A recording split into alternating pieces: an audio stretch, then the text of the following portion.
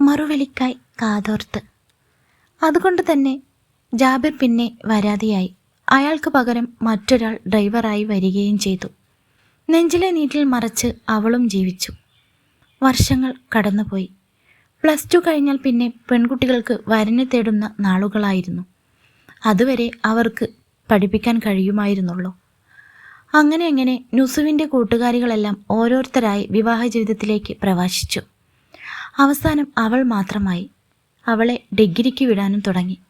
എല്ലാവരെയും +2 വരെ പഠിപ്പിച്ച് വിവാഹം കഴിപ്പിച്ചു കൊടുക്കുന്നു. തന്നെ മാത്രം എന്താണ് തുടർന്ന് പഠിപ്പിക്കുന്നത് എന്നോർത്ത് അവൾ ദിവസവും അത്ഭുതപ്പെടാറുണ്ട്. ഞങ്ങളെക്കാൾ കാണാൻ സുന്ദരി നുസൈബയല്ലേ, പിന്നെ എന്താ അവളെ മാത്രം വിവാഹം കഴിപ്പിച്ചു കൊടുക്കാത്തത്?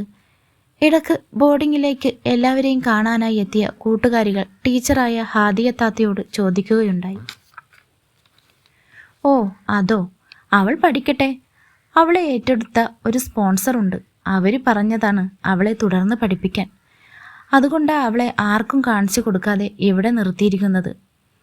അത് കേട്ടപ്പോൾ നുസീബ് അള്ളാഹുവിനെ സ്തുതിച്ചു. എന്നാലും ആരായിരിക്കും ആ സ്പോൺസർ എന്ന ചിന്ത അവളെ വലച്ചുകൊണ്ടേയിരുന്നു.